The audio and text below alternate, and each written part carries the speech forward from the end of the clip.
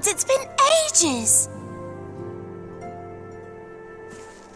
Oh, longer, sister.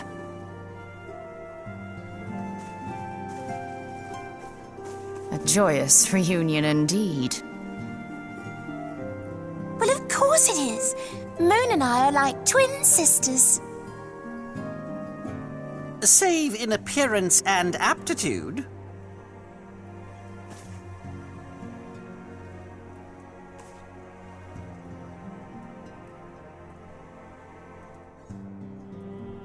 Everyone, if I could have your attention. We have with us an esteemed guest who has come from Sharlayan to assist us. I bid Moonbreeder join us here that she might share with us her extensive knowledge of Aetherites. Also, as many of you are already aware, she has been overseeing our research into white auracite, a sample of which she has been good enough to bring with her.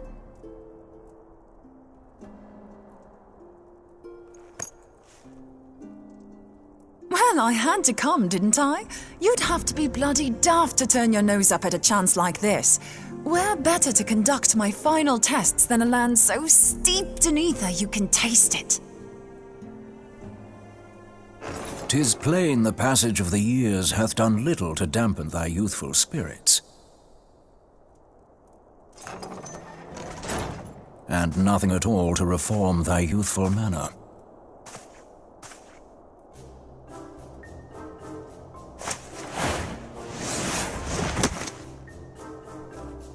Oriange, where in the hells have you been hiding? Unhand me.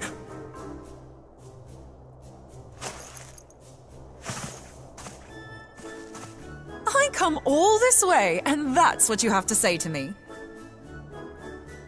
I much preferred when you were pleading with me to drop everything and hurry to your side. What was it you said? None save thee can satisfy this need. Go on.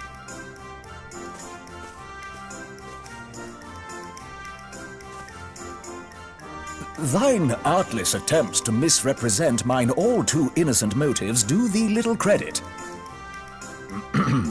Mine intent, as well thou knowest, was but to impress upon thee the gravity of the circumstance.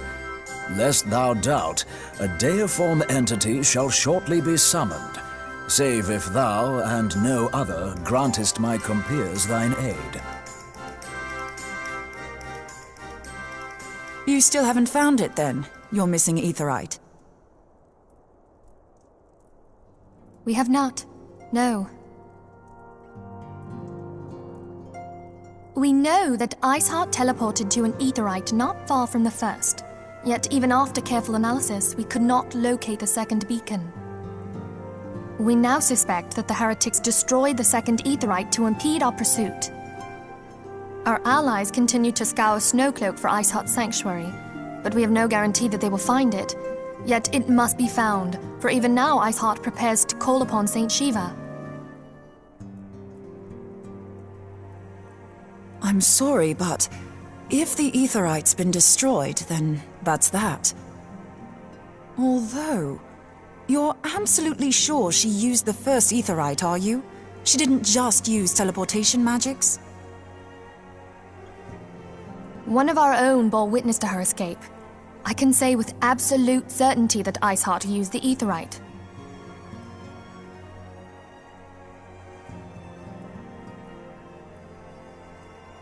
In that case, there might be a way, so long as the ethereal current is still flowing. Truly? How? We use the current to recreate the beacon. As you know, Aetherites are a bit like lighthouses. We use them to reconstitute our physical forms when crossing the ethereal sea. Without them, we'd lose all sense of direction and our essence would dissipate. However, we don't rely solely on these beacons. There are currents of ether which flow between them, currents which help guide us to our destination. Now, these currents will gradually dwindle away to nothing if an Aetherite is destroyed. But if even a sluggish flow remains, we could theoretically use it to direct a surge of concentrated ether towards the void left by the beacon, and thereby fill it up again. Like opening the floodgates to fill a dry riverbed. Though, correct me if I'm wrong, but would we not need a veritable reservoir of ether? In concert, we might manage to channel a sufficient volume, yet that is not my chief concern. To direct the flow of so great a volume of ether with the requisite precision would be a nigh impossible task in itself. I barely succeeded in facilitating travel to an unattuned beacon. That which you describe sounds considerably more difficult.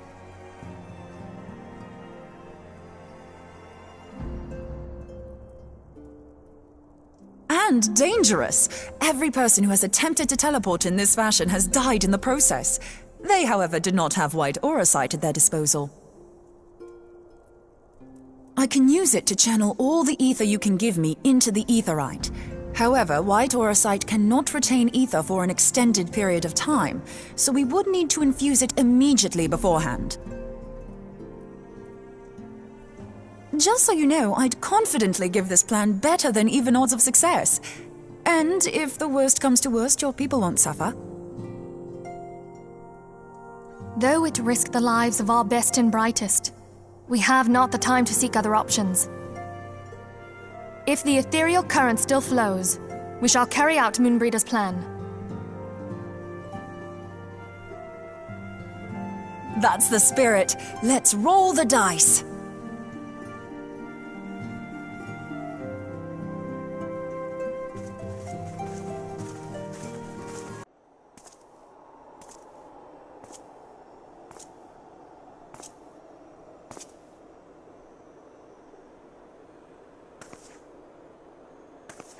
You should never have come here, warrior of light.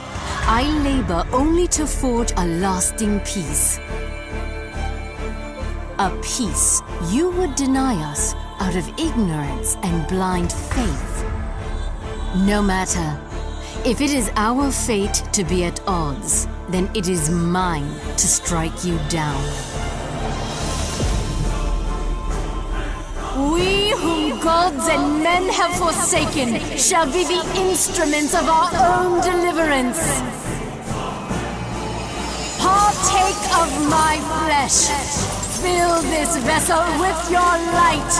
Walk amongst your brothers and sisters once more.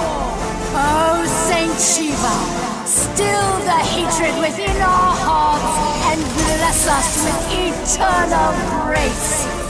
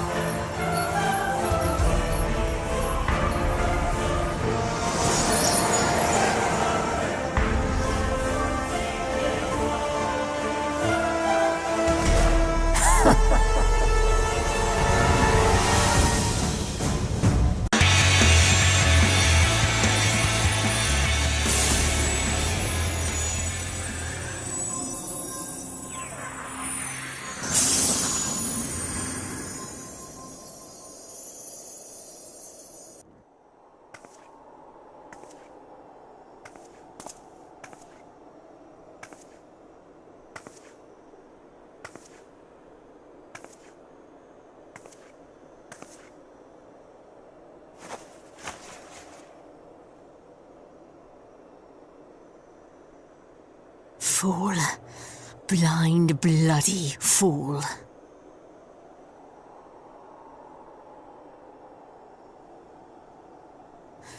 You, of all people, should understand the suffering war begets. That no sacrifice is too great if it brings an end to the violence.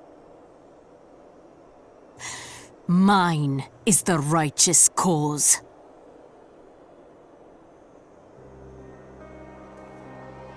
You fight in a war you do not understand. A pawn of liars and schemers. And they are no less ignorant than you, following the creed of their fathers without question, never thinking to ask why. Trapped in a delusion of their own creation, and blind to the truth.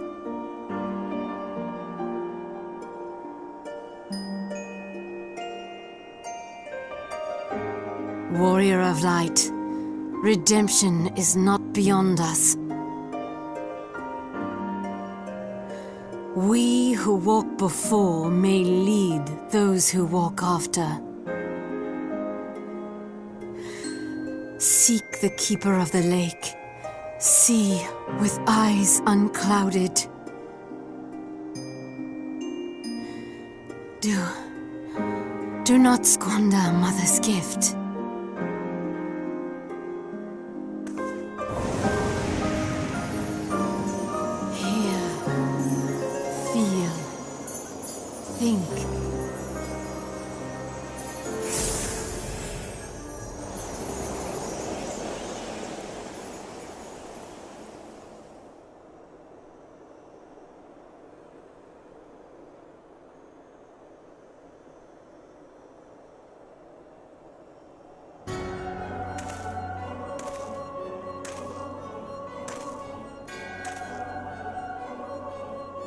And so the vessel withdraws, a predictable outcome.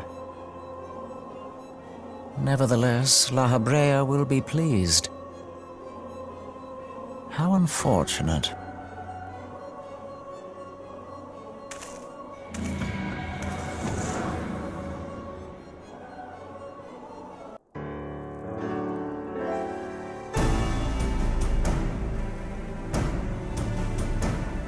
On behalf of the Holy See of Ishgard, allow me to express my deepest thanks. Never before have we been required to contend with a primal. Indeed, there were fears in some quarters that our knights might not be equal to the task. From what we have now learned of these beings, I can say with certainty that we would have lost a great many men had the Scions not intervened. Then the argument for preemptive action should be self-evident. Perchance now you will reconsider my proposal that Ishgard move against Natalan. Ere we first met, a similar proposal was tabled, but the Holy See decreed that we were to observe, and that military action should be taken only in self-defense. All things considered, it was not an unreasonable decision. Since the calamity, 2 vigils have fallen to the Horde, while Garuda has never shown any inclination to storm the gates of judgment. Which is why this unprecedented crisis and its resolution may prompt a change in policy. You who have faced these primals know well the threat they pose. Ishgard did not. Not until now. And there is naught like a brush with death to change a man's outlook. At the very least, this should silence any lingering objections to our arrangement with Revenant's Toll. The Holy See may even feel moved to grant us its formal endorsement. So far as it is possible, the Scions shall be compensated for their service. We should be grateful for any aid you can provide. As a gesture of good faith, I shall withdraw my previous request. Your people are doubtless needed elsewhere. That will not be necessary.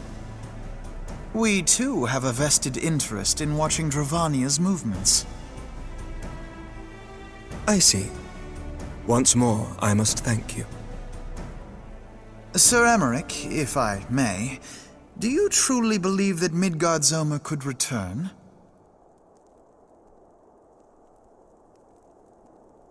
The heavens are a window unto truth, but those who interpret their movements are not infallible. I requested your involvement as a precautionary measure. But of course, you sought an excuse to compensate us from the first, mindful of what would happen if Revenant's toll were taken by your enemies. Ishgard is not wont to aid its neighbors, but that does not preclude it from manipulating them to serve its own interests.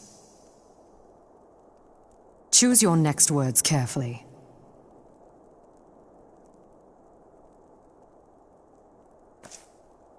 Do you know what sort of man becomes Lord Commander of the Temple Knights? One who comes from good stock. I did not. Yet here I am now. Why do you suppose that is? Because I swiftly learnt to tell the difference between words, deeds, and beliefs. You are correct, Master Leveilleur.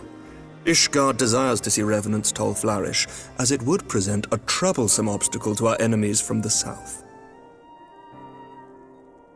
We are so glad to be of use to you. As we are to you.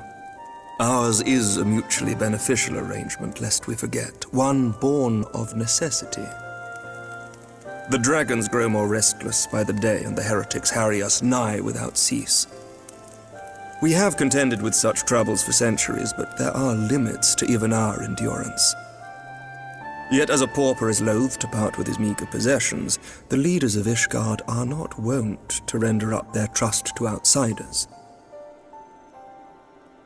But with perseverance on our part, they may yet be made to see the light.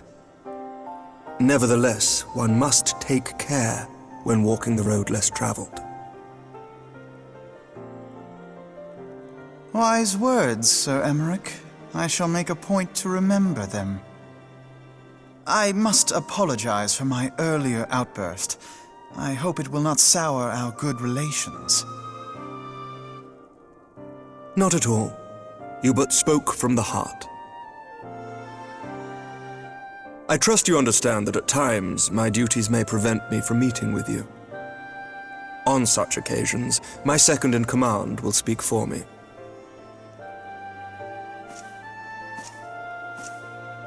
Lucia, at your service. Pray excuse our reticence. We are but wary of speaking too freely, lest our sentiments be made known to our enemies.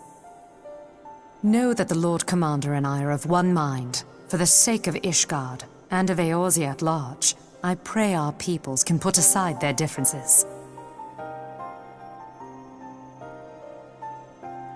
Those who dwell in the past risk losing sight of their future. Should aught befall one of our shipments, pray inform Lucia immediately. You may also relay to her any words you might have for me alone. Not being of Ishgardian birth, she owes no allegiance to any noble house, making her as near to incorruptible as one can find in my homeland. Suffice it to say, I trust her completely, and so may you. Which reminds me, Lord Orchefort, if you would be so kind. Certainly.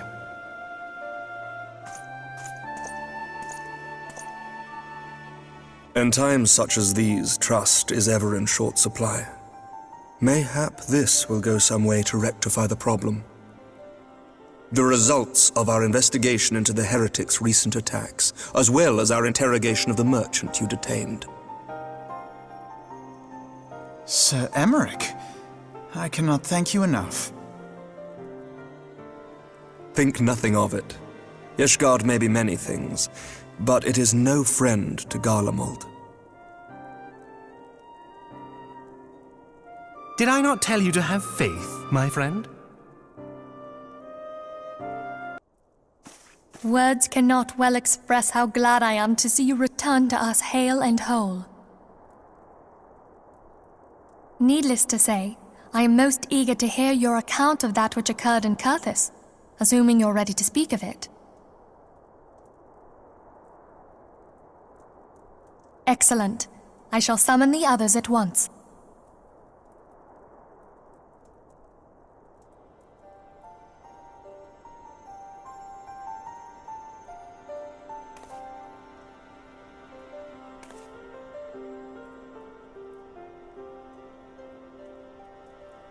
Iceheart used her own body as a vessel for a primal soul? Master Master Louisoix's writings make no mention of such a possibility. Can we be certain this entity was a primal? As certain as we can be that good King Mogulmog XII was a primal, I should think. Both were ostensibly summoned. Let's not quibble over definitions. Of more concern is the implication that Iceheart retained her will, even after she was possessed. We are talking about a mortal, wielding the power of a primal. It can't possibly be that easy, can it? There must be some sort of sacrifice required. Or maybe she's just special? What qualities this woman possesseth, I know not, but full sure am I that she was groomed for this role. Few are privy to the secrets of summoning, and but a single party standeth to profit from their dissemination. Well, I wouldn't presume to comment on how the lass came to know about summoning, but I will say that what she summoned was a primal. The readings were the same, or near as damn it. Strange as it all sounds, it's really no different from what you've faced before. Then mayhap it is time that we re-examined our previous encounters. Pack your things, Ida. We're going back to Gridania. Yes, sir.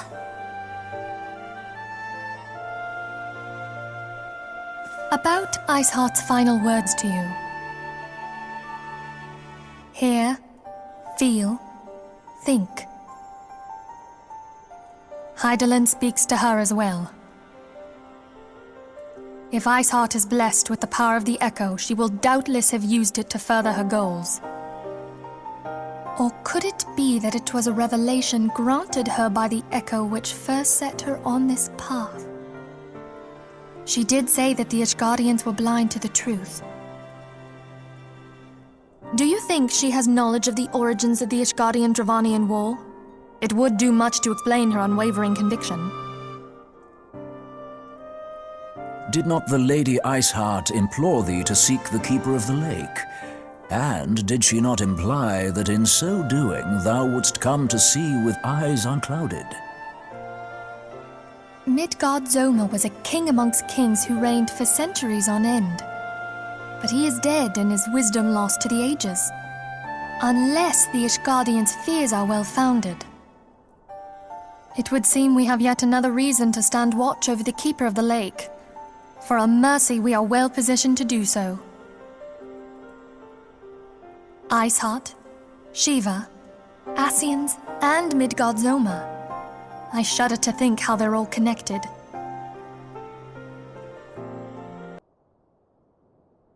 I have heard. Truly bothersome business.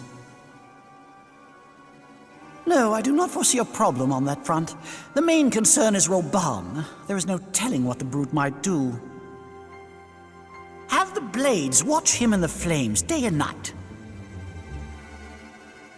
You may leave the Sultana to me. I shall personally attend her grace.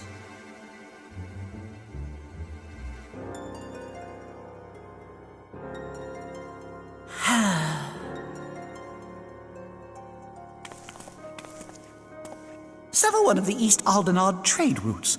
That ought to keep Lolorito occupied for a while.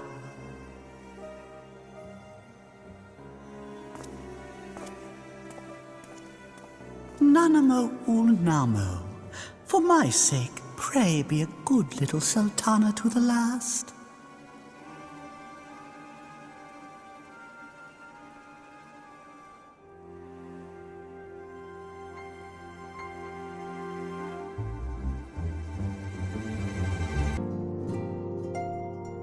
Welcome back, my friend. I have already received word from Alfino. To think that Flame Marshal Huayu was the Garlean agent. I know not what to say. Together with Robon, Eline lent us much-needed aid at the time of our Order's founding. She was particularly passionate about the need to tackle the primal threat. When we discussed the subject, her eyes fairly shone with determination. Whatever else she may have been, I choose to believe that it was her true self with whom I spoke then. But now is not the time to dwell on such matters. I have an important announcement to make regarding our effort to defeat the Asians. We shall begin as soon as everyone is assembled.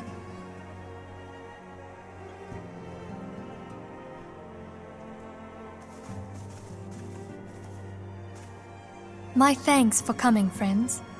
Moonbreeder, the floor is yours. By now, I'm sure you're all familiar with white auracite, the miraculous material that'll allow us to capture Asian souls. Back at Snowcloak, we verified its ability to absorb vast amounts of ether. Alas, it leaves something to be desired in the area of stability. The stone can only store ether for a short while before expelling its contents. In addition to auracite's inherent limitations, we must needs be wary of our enemy's strength. Our foe draweth upon an infinite wellspring of power. Even should we succeed in entrapping him, the stone will not long contain his wrath. Meaning that, if we want to kill the swine, we'll have to be quick about it.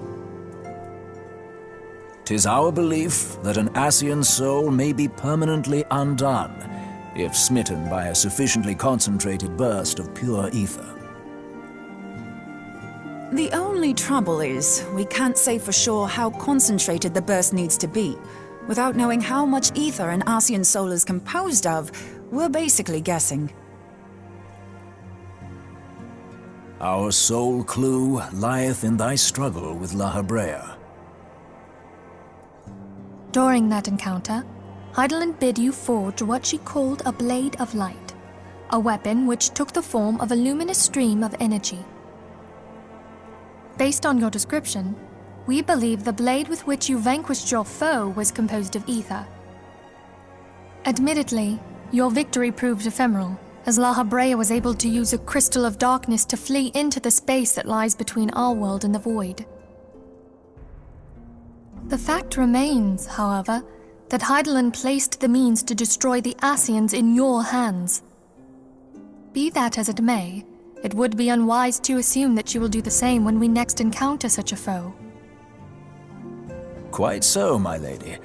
We must needs find the means to forge our own blade of ether, one to equal that which Heidelin did benevolently bestow upon her champion.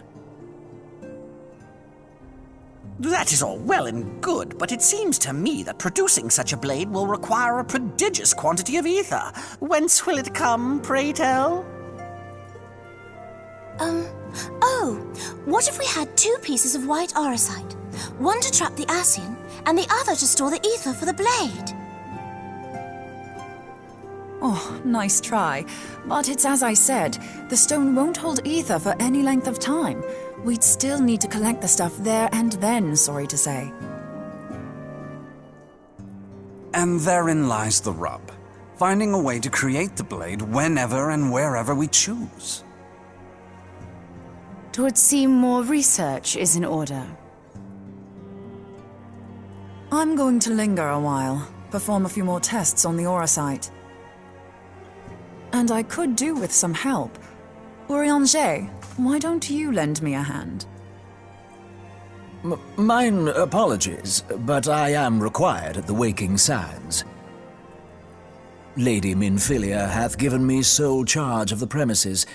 'Twould be unseemly to leave them unattended. Sole charge, you say? So you're basically alone there, then? Well, that settles it. I'll just have to come to you.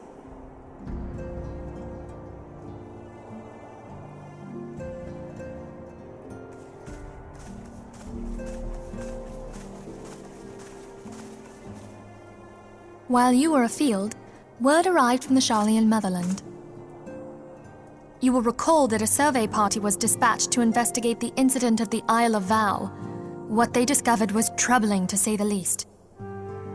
According to the report, the isle has been erased from existence. 'Twas as if a hole had been torn in the very fabric of reality. Aye, yet the mystery endeth not with the isle's disappearance. it hath come to light that a number of scholars in various other locales were reported missing at a similar juncture. What's more, they all had something in common with the head of the students of Baldessian. Every last one of them was researching a phenomenon called dimensional compression, or the rejoining as the ancient texts call it. I'll be damned if that's a coincidence. All indications suggest Ascian involvement, but I sense that a force greater still is at work. The entity the Dark Beings call the One True God. We must pray that my dear friend Kryl regains consciousness soon. If she bore witness to the Isle of Val's final moments, she may be able to shed some light on this mystery.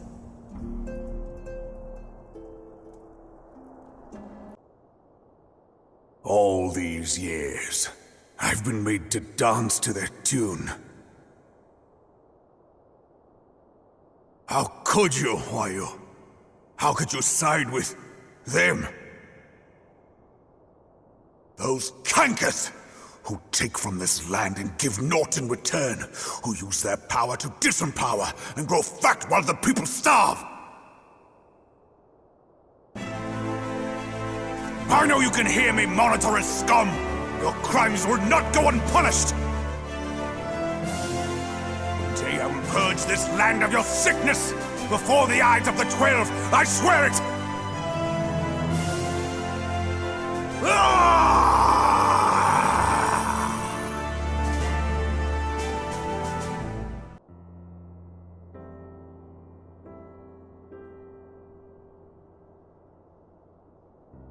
I shall have no further need of you this day.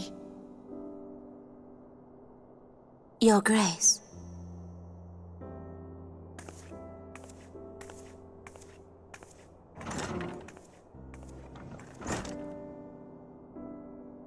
I fear that not even mine own chambers shall remain private for long.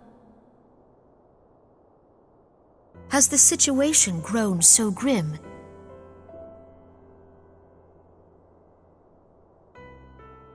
Ever since he proposed the Cartiner Reclamation Bill, Teleji Adeleji has risen to greater prominence upon the backs of impoverished refugees.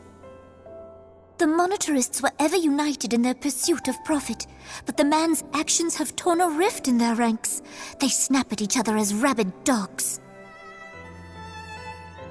Yet now is not the time to be bickering among ourselves. If this bickering is a threat to law and order, might you not have grounds to dissolve the Syndicate? Would that the solution were so simple, Admiral. Alas, my moving to dissolve the Syndicate is certain to spark outrage among the influential merchant class, whom the Cabal represents. This would serve to exacerbate the current unrest, and peace would slip still further away. Be they rich or poor, natives or refugees, all who reside in Ul'dah have a right to pursue happiness. It is the duty of a ruler to protect this right. If I am to perform my duty, I must needs tread warily. It would not do to make enemies heedlessly.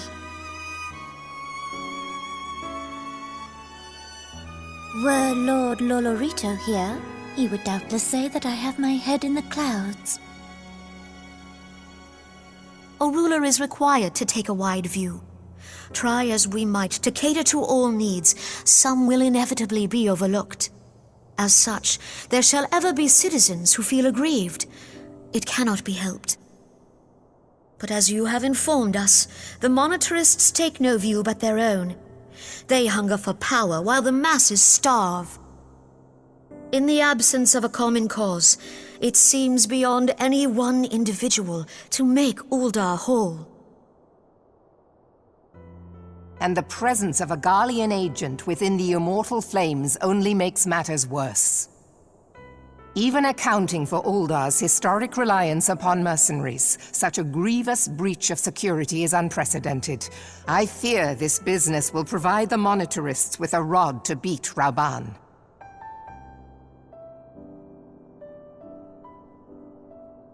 Eorzea can ill afford for the Immortal Flames to be dampened now.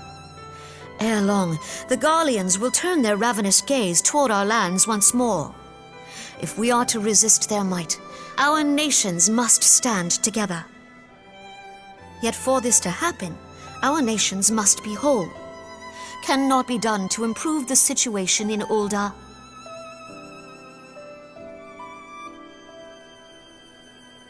The true wealth of Ul'dah lies in the health, happiness, and hopes of her citizens.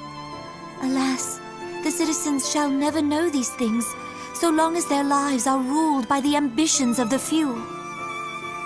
The monetarists claim to represent the best interests of the people, but in sooth they desire only to manipulate them for their own selfish ends. For the government to serve the people, it must be formed of the people.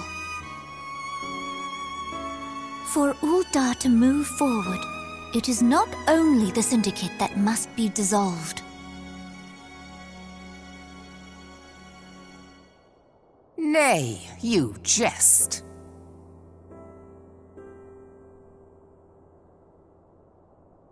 My friends, it was for no other reason than to make known to you mine intent that I requested your presence here. When I make my declaration to the people, chaos shall inevitably ensue. As the last monarch in the line of Ul, I make unto you this request. Help Roban to preserve order and protect the people. Forsake them, and you forsake yourselves, for a strong Eorzea will ever have need of a strong Ul'dah.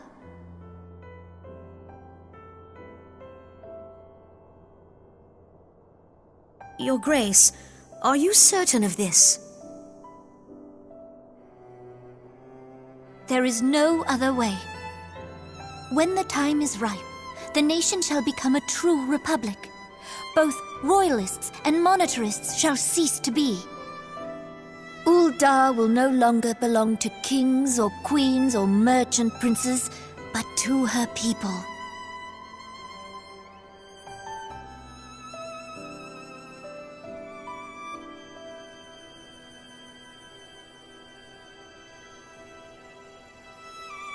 Roban, forgive me for casting aside all that you have toiled for in my name. Beyond this gesture, I am powerless to help my subjects.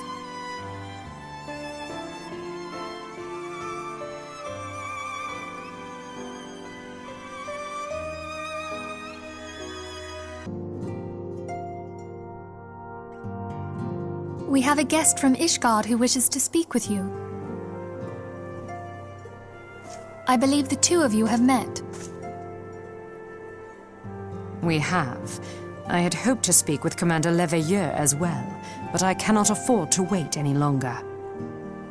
The Lord Commander sent me hither to request your aid in a matter of grave import. You see now why I had Tataru summon you.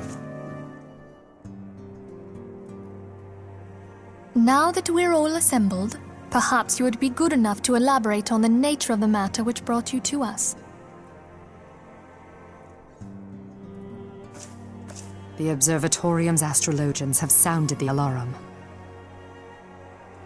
Last night, the Dragonstar burned with an intensity not seen in 15 summers. Not since the Dravanians engaged the Empire in the Battle of Silvertear Skies. The northern sky doth burn full bright upon the Wormlord's call. The red behemoth beckoneth, and flame consumeth all. The old Curthan rhyme, aye. The brightening of the Dragonstar is said to accompany the roar of a great worm. The astrologians believe that it was Midgard Soma himself who cried out on this occasion. After an absence of centuries, the King of Kings did return to lead his kind against the might of Garlemald, only to fall in his duel with the Agrius, proud flagship of the Garlean fleet. Devoid of life, his corpse remaineth entwined about the Magitech monstrosity even unto this day. Ariange has the right of it. Whatever this alteration in the Dragonstar portends, the Great Worm has shown no sign of life.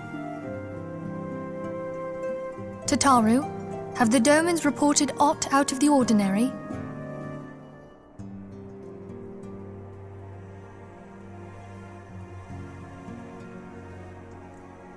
Correct me if I'm wrong, but if Midgardsormr had roared, wouldn't we have heard it here in Revenant's Toll?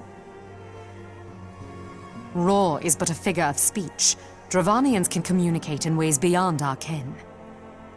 It is for this very reason that we are forced to look for signs in the heavens. We cannot say with any confidence that a great worm roared at all, much less that it was Midgardsormr. Only by directly examining the Keeper of the Lake can we be certain. However, it will take too long to gain the Holy See's approval to dispatch the Temple Knights. Therefore, Sir Emmerich would entrust this task to you. Do you accept?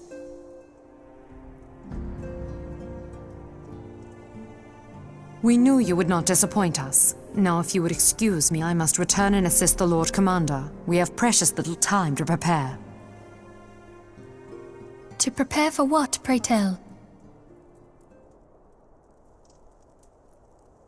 When a great worm roars, his brethren cannot choose but answer. We prepare for battle.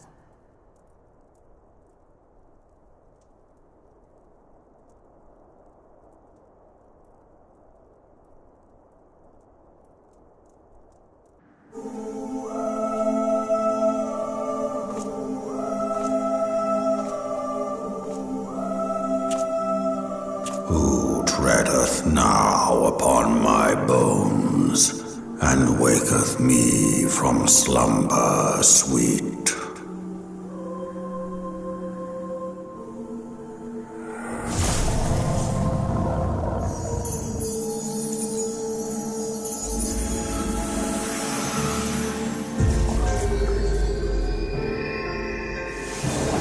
Thou hast forgotten the face of thy Lord. Remember, mortal, and fear me.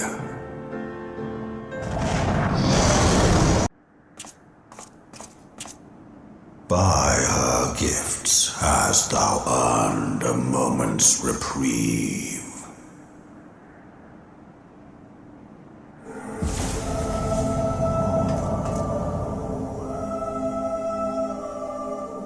Speak, mortal, and I shall listen.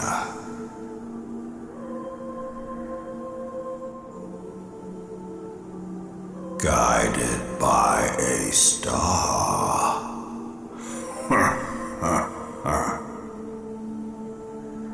My people have heard the song.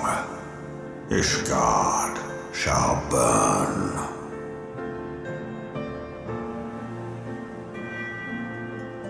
Sons must answer for their father's misdeeds. We do not forget. We do not forgive.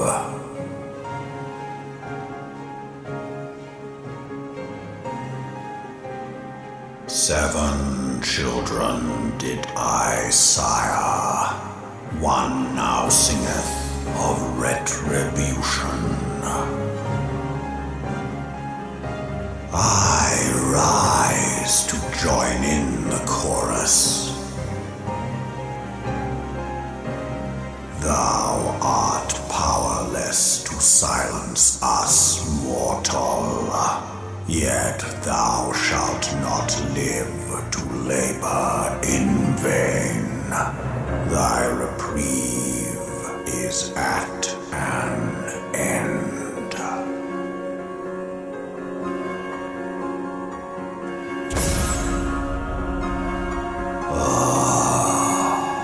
Trickery is thy shield. This frail, ignoble creature is not gifted, but chosen. Hearken to me, Hydaelyn. I remember, and I consent.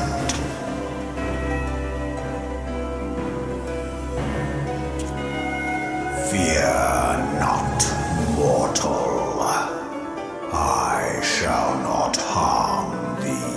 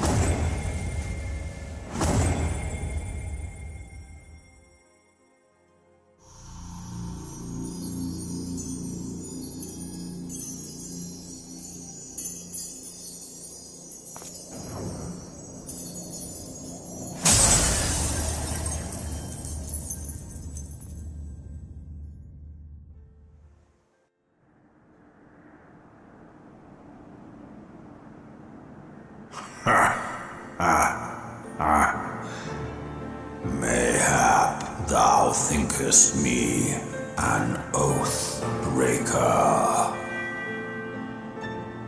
Thou art mistaken. If thou comest to harm, it shall be by another's hand, not mine.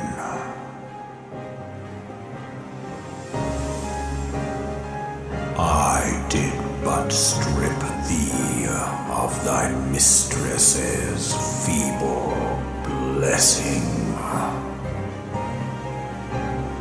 Thou didst profit much by her grace, but no more.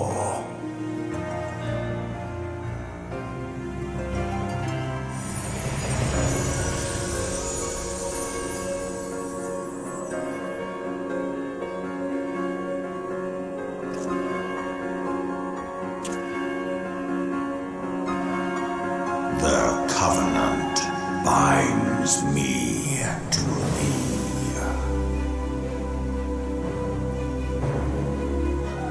I shall watch, listen, and wait.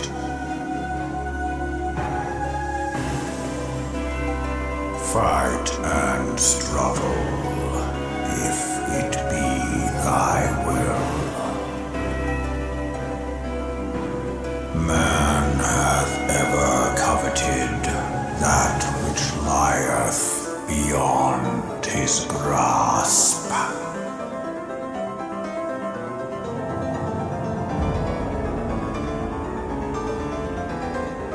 I drink of her body, and thence doth mine own find new life. When it hath grown whole, the loyal and penitent shall rejoice.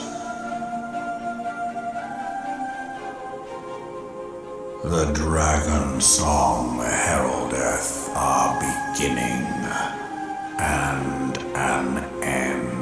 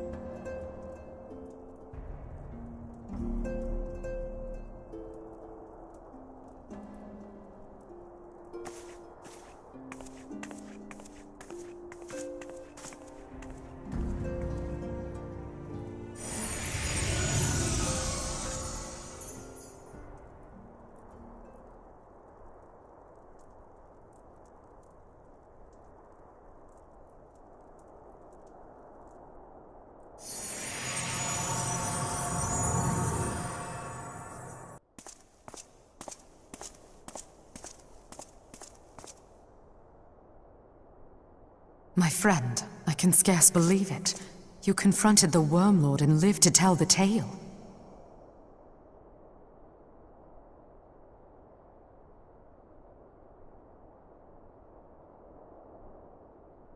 I give thanks to Helone for your preservation. It is our sole cause for gladness. Your encounter with the Keeper of the Lake served to confirm our fears. A great worm has roared, and it makes little difference if it was one of the two in Eorzea or any other. The Dravanians are coming.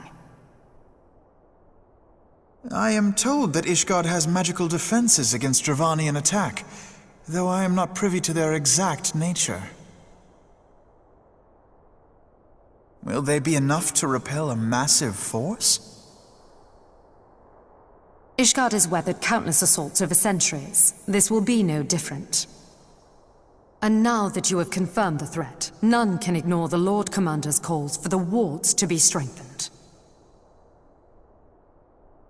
I dare not presume to speak for him, but I expect the Lord Commander would sing your praises. I must away, but we shall meet again soon.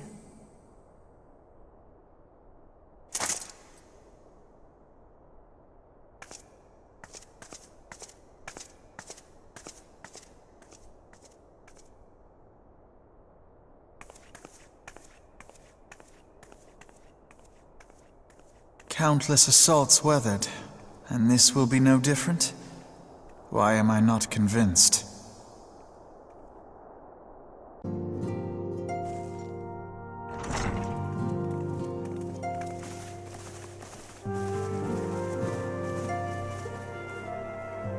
Now that everything's calmed down a bit, relatively speaking I mean, I thought it might be a good time to share our progress on the weapon. I believe we're on the verge of a breakthrough. Well, don't keep us all in suspense.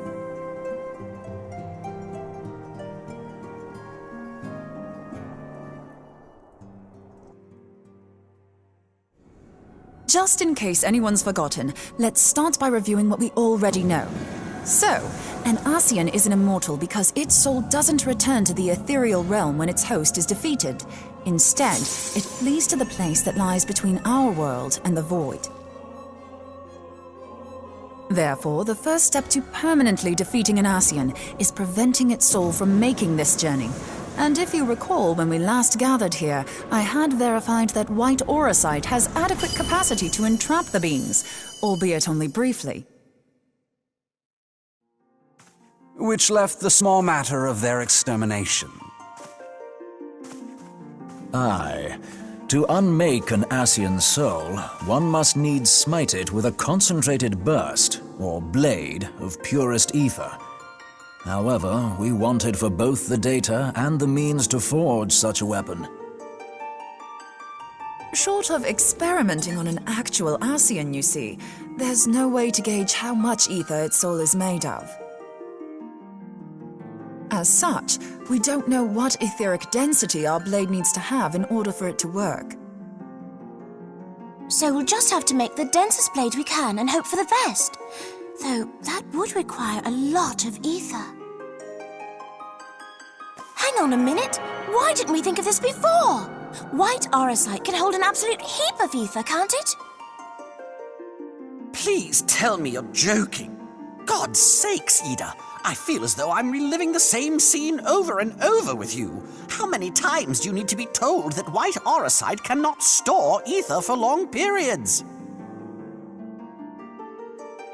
Being intangible matter, ether is given to dispersion. Only in its crystallized form is it a stable source of energy. I will test you later on this, so see to it you do not forget. Right, yes. It's all coming back to me.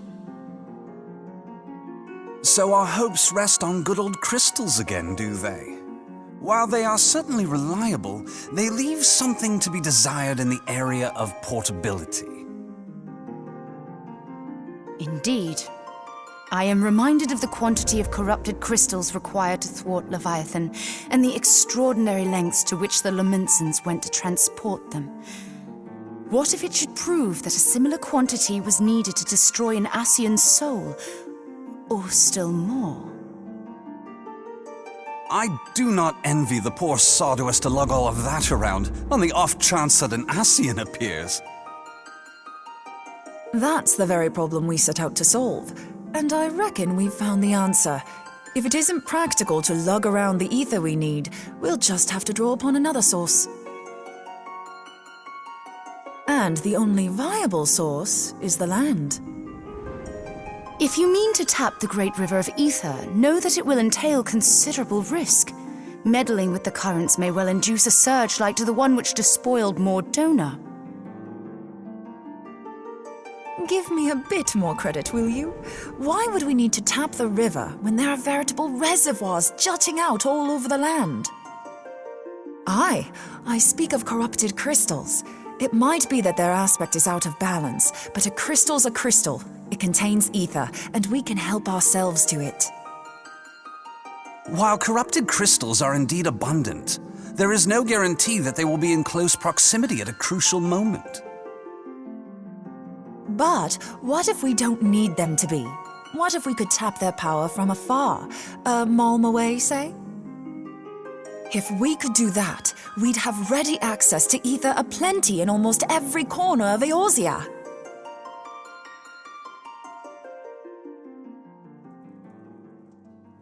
I've yet to put my theories to the proof, but I've got a good feeling about this. If no one has any objections, I'd like to see where this avenue leads.